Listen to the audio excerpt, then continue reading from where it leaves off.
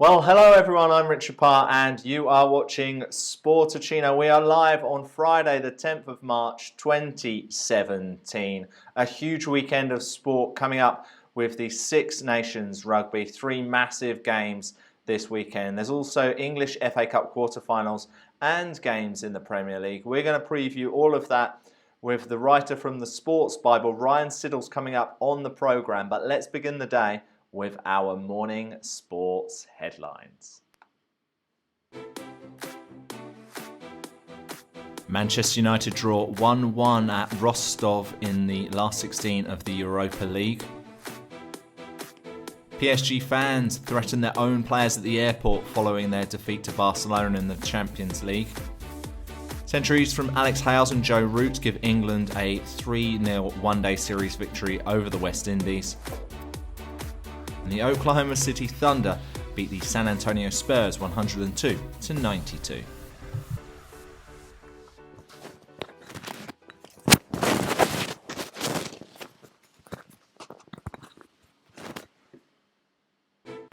Yes, those are the morning sports headlines this morning. We do have FA Cup previews and Premier League previews coming up on today's Sportuccino. Can't wait to tell you all about that. Before we talk about all things sport, I want to tell you about 99 Designs. 99 Designs is one of the leading suppliers of graphic designs, and in fact they provided our logo. It's really good, isn't it? I think if you'd like something as good as that, check them out. What they do is they offer it to talented freelancers all around the world, and it's a competition. So you give them an idea of what you would like, they then compete for it, and if you're pleased with it, then you get an amazing design. If you're not happy with it, you can get your money back. Check them out. I'm going to put a link to it on this Facebook page, on this YouTube page, and on this iTunes link.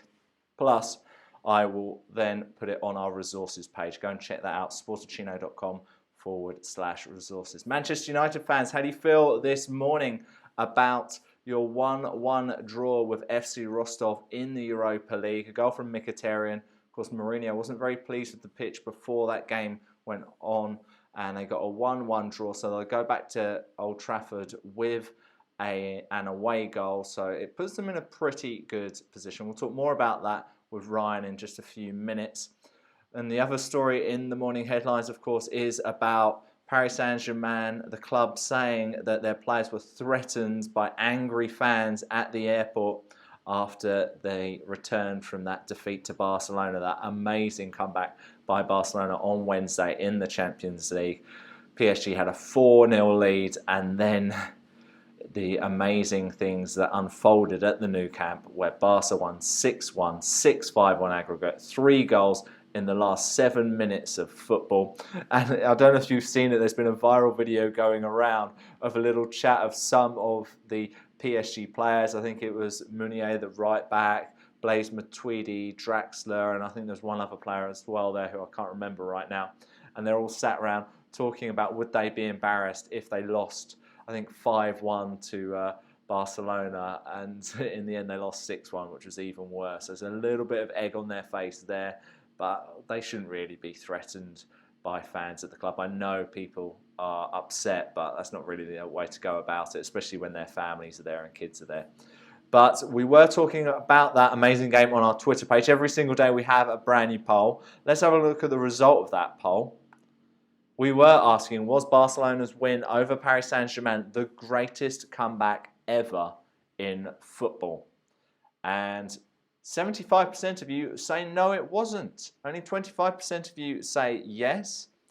And perhaps that is because some of you think games such as Liverpool's comeback against AC Milan in the 2005 final is the best. Maybe some United fans feel that their comeback against Bayern Munich in the 1999 Champions League final was the best. There's other games outside the Champions League as well. You've got 4-4 draws between Newcastle and Arsenal, Germany and Sweden. Lots of great games there, amazing comebacks.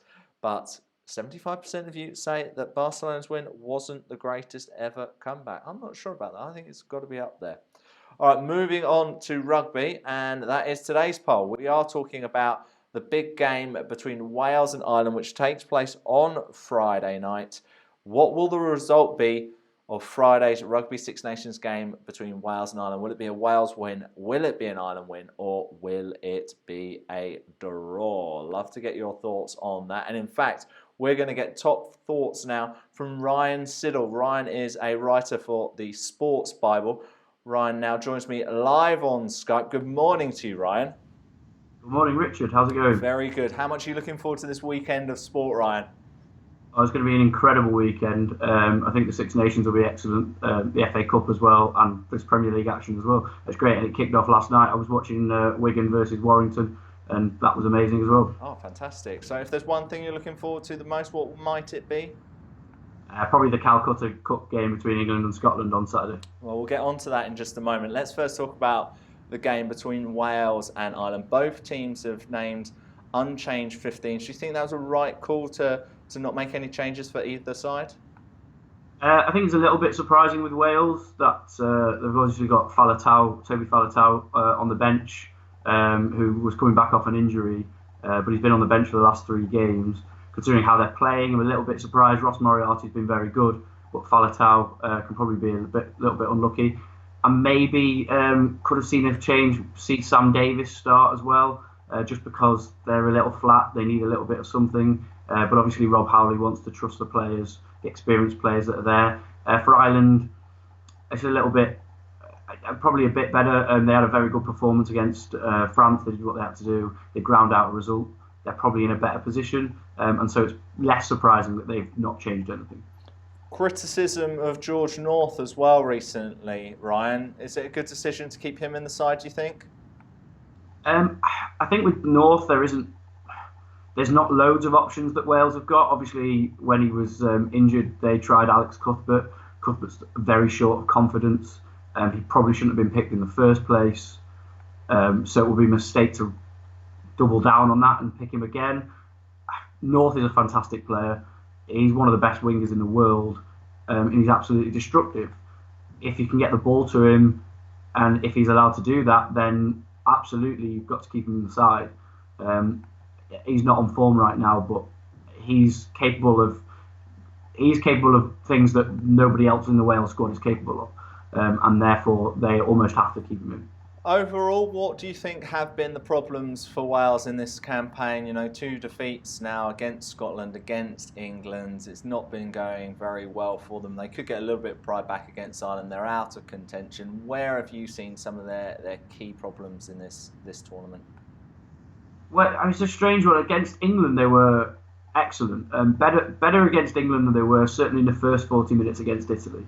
And it was just a huge lack of composure that let them down in the last few minutes, and that makes and that is the sign of great Test rugby players. Whether or not you can keep that composure, whether you can dig in and grab that result at the end and make it really scrappy. The defeat against Scotland was a whole different thing. Again, they played well for the first 40 minutes. They were ahead. They should have been. Testing my memory here. I think it should have gone. I can't remember exactly, but they missed a penalty anyway towards the end of the first half, and then Scotland went up the other end and scored their own penalty. So that's essentially a 6-point swing around. And then in the second half, to get 0-20 by Scotland in the second half, there was clearly something wrong there. Whether that was leadership, I'm not completely sure what their problem was. They've got a fantastic side. They're trying to move away from Warren ball a little bit, and maybe there's confused thinking between trying to play a bit more rugby and trying to play Warren ball. But I mean, their big name players have to step up, because Warren Gatland cannot pick a lot of those Welsh players at the moment for the Lions tour in the summer playing the way they're playing. Ireland have been the top try scorers in this tournament. Are we going to see them getting a few more tonight? Are we expecting them to win? Do we think that this Six Nations could go to a last weekend, Ryan? Well, again, Ireland have to win, because if they lose and England win, then that's it. England have won the Six Nations. If they lose and Scotland win, then they let Scotland back into the equation, and Scotland could win. The Six Nations. So Ireland, they lose and Scotland, they have to win this game. Again, they're playing well. They played well. They lost to Scotland, but Scotland were brilliant. They played well against Ireland and ground out results.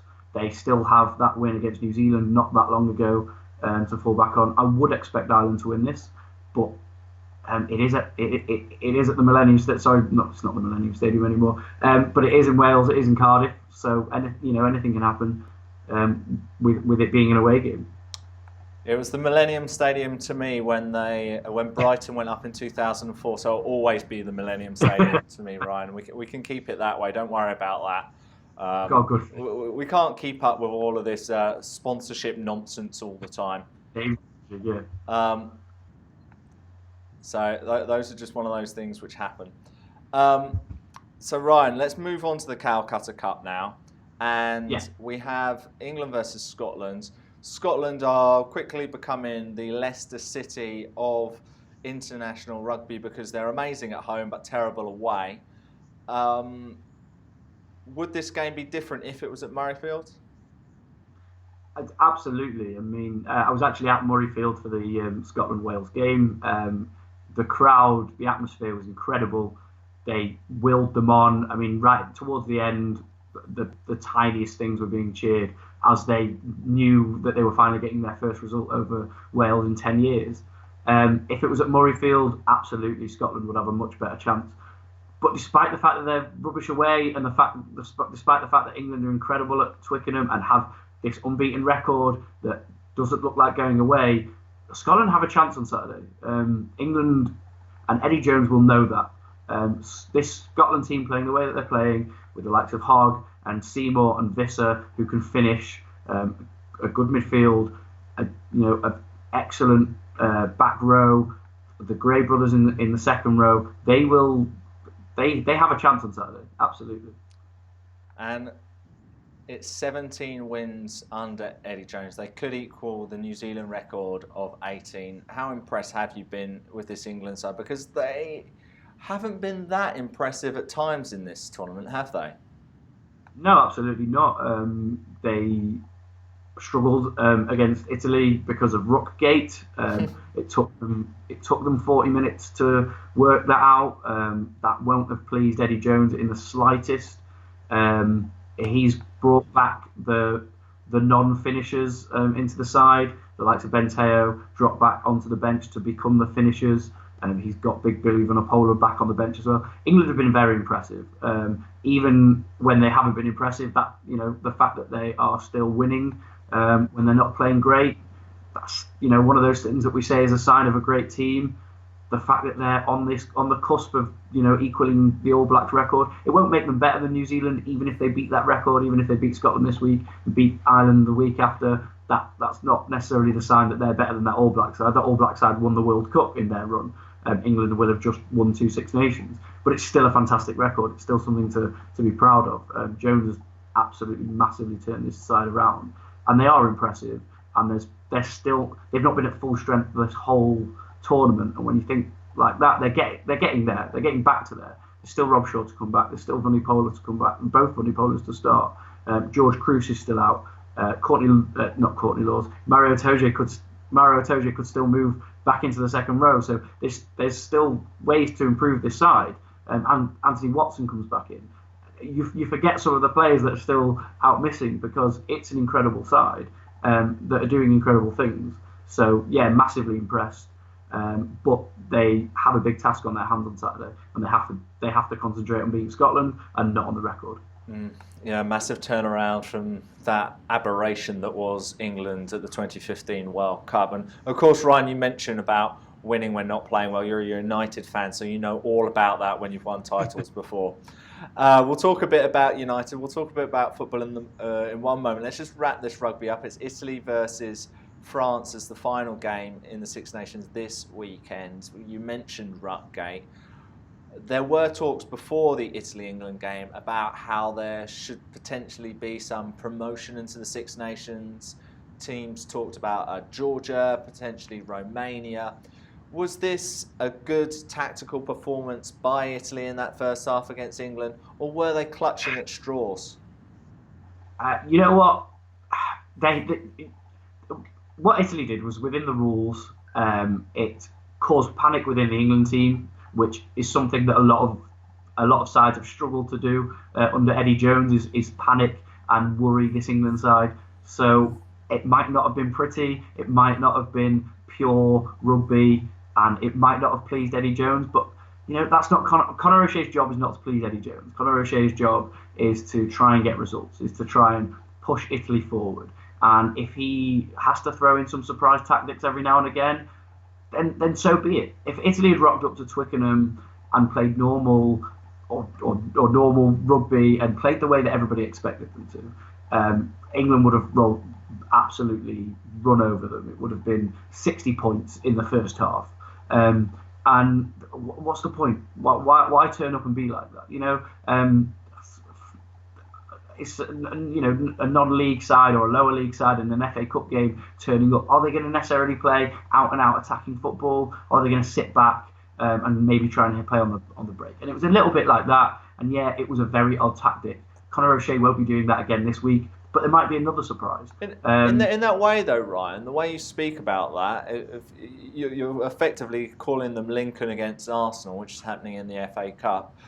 Lincoln aren't in the Premier League. Well, the Six Nations is effectively the Premier League of international rugby. Then should it go back to a Five Nations? No, look, no, absolutely not. I mean, another comparison. Even Leicester winning the Premier League last season played counter-attacking football. They didn't play into their opponent's hands, and Burnley don't play into their opponent's hands. And if you play into your opponent's hands, you'll find yourself getting relegated or bottom of the league. You have to try something. Italy aren't possibly where they need to be, but it's not an easy case of relegating them, making it a Five Nations, or promoting Georgia and knocking Italy out. It's unfair on Italy. They've plowed a lot of money into the game. They're trying a lot, and also it's not good for the development of the game. Yeah, fine, Italy might not be at the level that the other five are, but they're never going to. You'll never grow the game of rugby if you just replace someone because they're not great. You have to allow them longer to set themselves up and to get their structure right. There's been a lot of talk about whether having Chiraviso and Zebra as two separate sides in the Pro 12 is a good idea. And so little things have to change. There's so much Conor O'Shea and any coaching board can do, and there's so much the Italian Board of Rugby have got to do. And we have to find what it is that makes Italy better and improves world rugby. All right, Ryan, it's been really good to hear your thoughts on everything to do with the Six Nations. 3 huge games to look forward to this weekend. Ryan, just stand by for one moment. We're going to move on to football now. We'll have a quick look at what is going on in the FA Cup quarter-finals.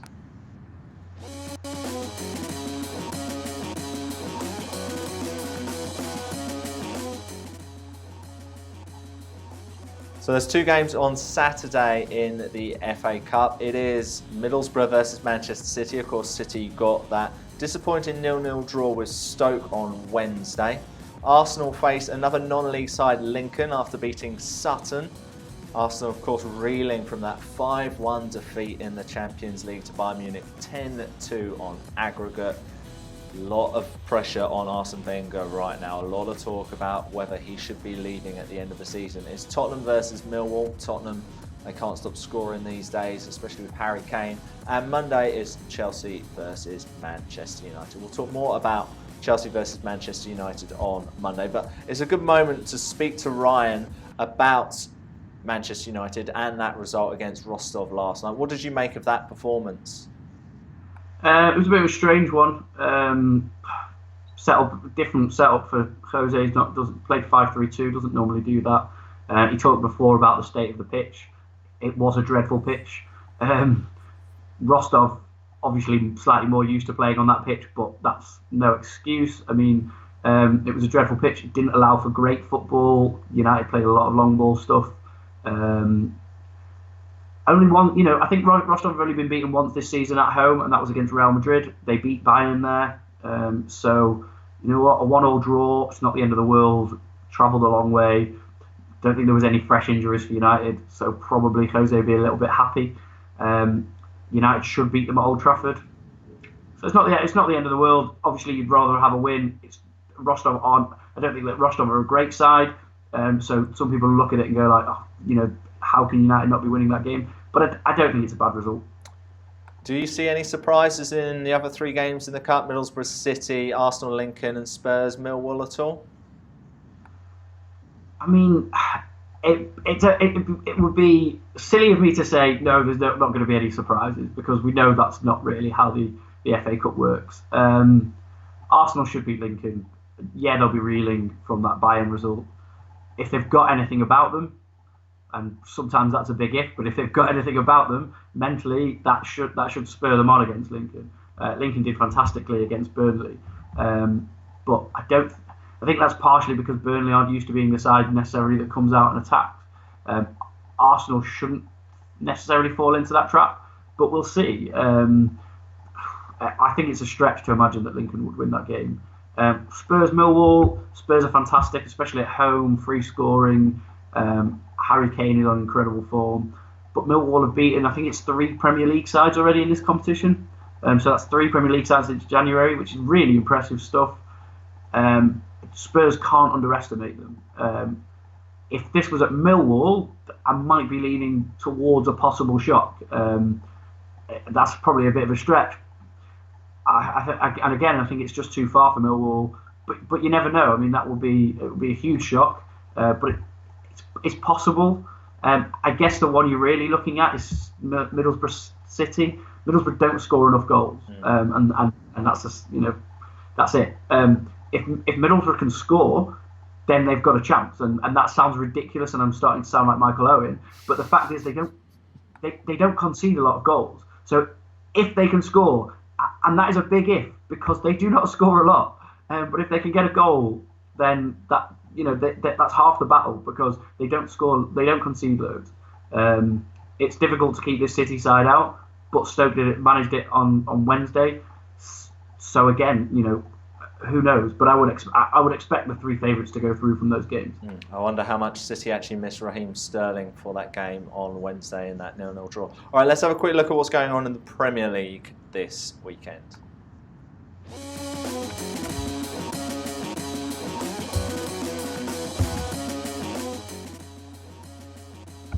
Obviously a reduced weekend because of the FA Cup. That means there's only 4 games across the 2 days. On Saturday it's Bournemouth versus West Ham.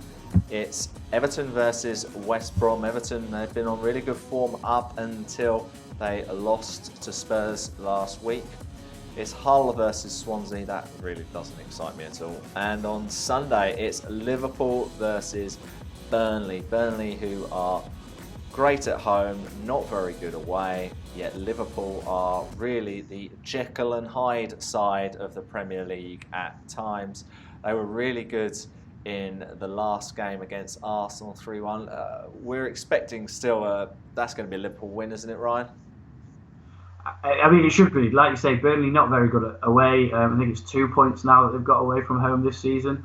And Liverpool, excellent, especially at home. But then beating Liverpool, they beat Arsenal last week, so inevitably they should lose to Burnley. I think they'll win. But is it as simple for Liverpool as if Mane plays, they win? I mean, if Mane plays well, they win. Tends to be the case, yeah. Because there was 1 or 2 games I think when he came back from the African Cup of Nations where he didn't quite hit his stride straight away, and they didn't pick up points then. But if Mane plays well, then they should win. He's a very talented player, quick and direct. He scores goals, he sets them up, and they just look a different beast when he plays well. All right, it's been really good to talk to you on Sportuccino today. Just before you go, why don't you let us know how we can continue to get your great knowledge on Twitter and any other forms of social media, and anything else you'd like to plug, please? Well, you can follow the Sport Bible at TS Bible on Twitter and on Snapchat, and you can get us on at the Sport Bible on Instagram, and you can follow me on Twitter on Sidler28. We will do. Ryan Sidle, thank you so much for being on Sportuccino this morning. Great to talk to Ryan on Sportuccino this morning. Some really good knowledge from him there today. On our previous Sportuccino, we got some amazing knowledge from the health coach, Laura Hurray. She is an amazing person who has an amazing story. She lost 55 kilos in weight. She then had 2.5 kilos of skin removed because she'd lost so much weight. And she's now a health coach and really into making sure that you look after yourself and that you're putting the right food into your body. She follows a paleo diet, and she gave us her top tip on Thursday's Sportuccino. If you missed it, let's have a quick reminder of what is Alora's top health tip. Previously on Sportuccino. My number one tip is always to start with food. Food is the most important aspect of a journey for health. And I say health, not weight loss, because obesity is a symptom of distress in your body. And so improving your health is really, really important. And the first way to move forward successfully is to change your food first. But then, definitely when it comes to movement, doing something you enjoy is so important. Whether it's, some people like swimming, some people like yoga, some people like to go to the gym, others just like a leisurely walk. Any movement is movement at the end of the day, and it's going to benefit your body.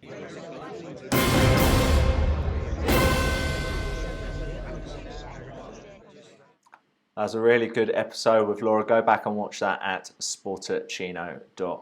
Now, Ryan mentioned that the Sport Bible are on Snapchat, and Sportuccino is on Snapchat as well. Every single day, we put a brand new goal, our goal of the day, what we need to achieve, either me personally or Sportuccino as a business, either something to do with the world of sports, health and fitness, or as what we need to achieve as a brand or as a company. So check us out, Sportuccino on Snapchat, and why don't you have a look at what is on today's goal of the day.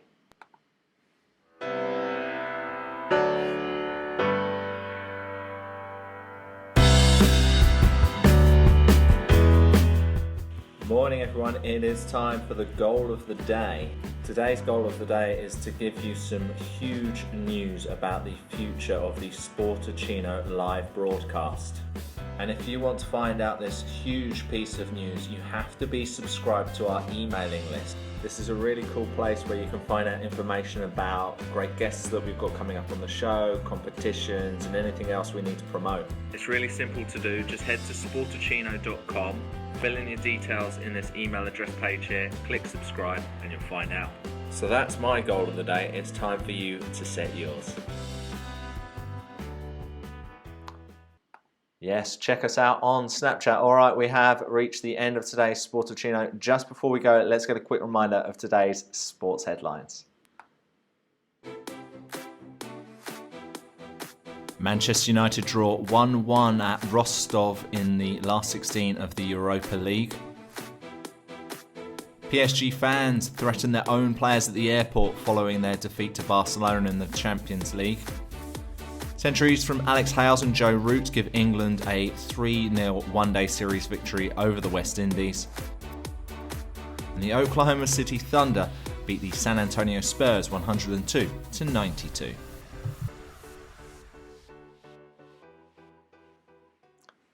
Yes, as I mentioned on the Snapchat page, there is huge news about the future of our live broadcast of Sportuccino. The first place you can find out that news is on our email newsletter. Sign up for it at sportuccino.com or send us an email, sportsdesk@sportuccino.com. We'd love to hear from you. We'll also announce it over the weekend, but be the first to know on the newsletter because we have got a great thing happening on Monday and for the future of Sportuccino. Our guest on Monday will be Steve Mitchell, the football writer, to digest the weekend's sporting action, in particular what's going on in the football leagues across Europe. Can't wait to speak to Steve. It's been a wonderful week where we've spoken about wrestling, health, rugby, football. Go back and listen to all the episodes on sportuccino.com. Like the Facebook page, subscribe to us on YouTube, subscribe to us as a podcast on iTunes, and guess what? I will be back with you on Monday on Sportuccino. I've been Richard Parr. Thank you so much for watching and have a wonderful weekend. Goodbye.